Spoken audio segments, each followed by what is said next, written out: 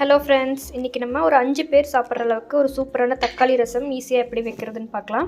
இன்றைக்கி நம்ம தக்காளி ரசத்துக்கு வந்துட்டு நான் ஒரு சின்ன சின்ன தக்காளியாக 5 எடுத்திருக்கேன். அப்புறம் இந்த சைஸ் வந்துட்டு புளி எடுத்து வச்சுருக்கேன். அப்புறமா கொஞ்சமாக பூண்டு, சின்ன வெங்காயம், கருவேப்பிலை, மஞ்சத்தூள், பெருங்காயம். இது வந்து பார்த்திங்க அப்படின்னா ஒரு ஸ்பூன் அளவுக்கு சீரகம், மிளகு, அப்புறம் மல்லி இதெல்லாம் லைட்டாக வறுத்துட்டு நம்ம பொடிச்சிக்கலாம். இப்போ வந்து இந்த இன்க்ரீடியன்ஸ்லாம் வச்சு சிம்பிளாக சீக்கிரமாக ரசம் எப்படி வைக்கிறதுன்னு சொல்கிறேன். இப்போ வந்து இந்த தக்காளி பழத்தெல்லாம் நல்லா அடித்து வச்சுருக்கேன் மிக்சியில். இதுக்கு வந்து தேவையான அளவு உப்பு சேர்த்துக்கலாம்.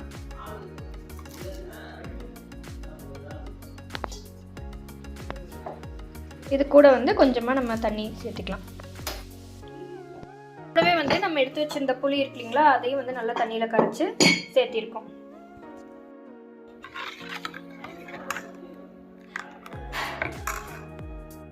இப்போ நம்ம எடுத்து வச்சு இந்த சீரகம், மிளகு, மல்லி எல்லாமே பவுட்ரு பண்ணியாச்சு. இது இந்த தக்காளி அரைச்சி வச்சுருக்கோம் இல்லையா, இது கூட நம்ம சேர்த்திடலாம். நல்லா மிக்ஸ் பண்ணி விட்டுக்கலாம். இப்போ வந்து நம்ம பூண்டு, சின்ன வெங்காயம், கருவேப்பிலை இது எல்லாத்தையுமே நல்லா இடித்து வச்சுருக்கோம். இதை வந்து நீங்கள் மிக்ஸி ஜாரில் அடைச்சி போடுறனாலும் போட்டுக்கலாம். இன்றைக்கி வந்து அதோடய ஃப்ளேவர் ஒரே மாதிரி இருக்கணுங்கிறக்காக இடித்து வச்சுருக்கு. இது கூட வந்து வரமிளகாய் இல்லை பச்சை மிளகாய் எதுனாலும் உங்கள் காரத்துக்கு ஏற்ற மாதிரி சேர்த்துக்கலாம்.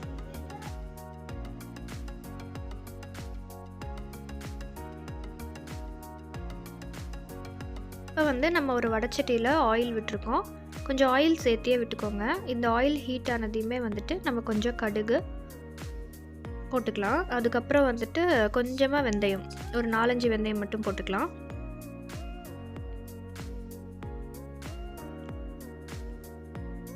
இப்போ வெந்தயம் ஆட் பண்ணிக்கிறோம். ஸோ இது நல்லா கடுகு பொரிஞ்சதுக்கப்புறமா நம்ம வந்துட்டு அடுத்தது நம்ம எல்லாமே இடித்து வச்சுருக்கோம் இல்லையா, பூண்டு இதெல்லாம், பூண்டு, சின்ன வெங்காயம், கருவேப்பிலை இதெல்லாம் போட்டு ஒரு 2 நிமிஷம் நல்லா வதக்கிக்கலாம். இப்போ பெருங்காயமும் போட்டுக்கலாம். ஒரு வரமிளகா காரத்துக்கு சேர்த்திருக்கேன். நீங்கள் வேணும்னா பச்சை மிளகாயும் சேர்த்திக்கலாம். இப்போ இது நல்லா வந்துட்டு ஒரு 2 நிமிஷம் இந்த ஆயிலில் வதங்கணும். இப்போ தான் அதோடய ஃப்ளேவர் எல்லாமே நம்ம ரசமில் வந்து இறங்கி ரசம் வந்து ரொம்ப டேஸ்ட்டாக இருக்கும்.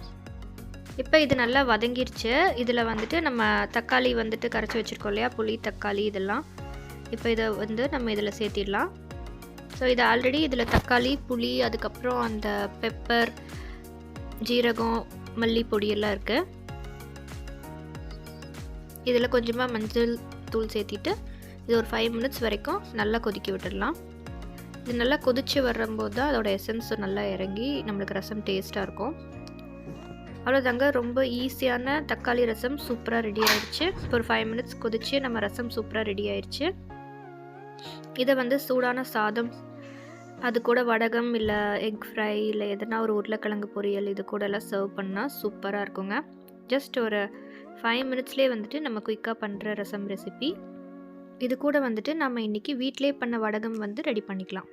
இன்றைக்கி வந்து இந்த ரசத்துக்கு வந்து நம்ம வீட்டிலே ப்ரிப்பேர் பண்ண ஜவ்வரிசி வடகம், ஜவ்வரிசி இல்லை அரிசி மாவு, பச்சரிசி மாவு வடகம், அப்புறம் இது வெண்டைக்காய் வடகமா, வெண்டைக்காய் வடகம், அப்புறம் பாவக்காய் வடகம், இதெல்லாமே வீட்டிலே பண்ணது. நம்ம ரசம்க்கு வந்து இது நல்ல காம்பினேஷனாக இருக்கும்.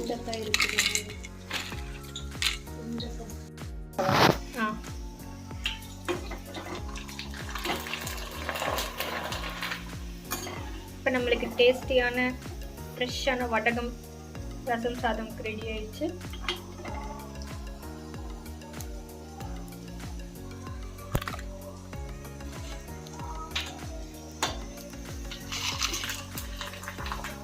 இது போட்டுருவோம். அடுத்தது இது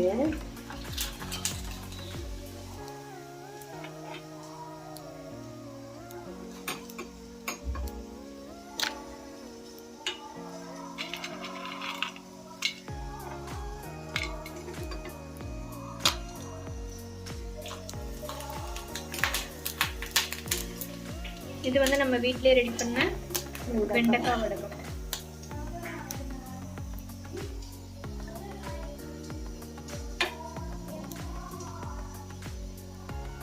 ரொம்ப ஹைலைட்ஸ் போட்டுலாம் கிடையாது. என்ன காஞ்சிருக்கோம். இது பாவக்காய் வடகம்.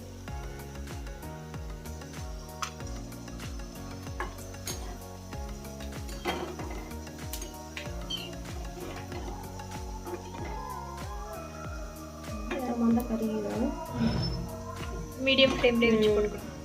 எண்ணெய் காஞ்சதுக்கப்புறம்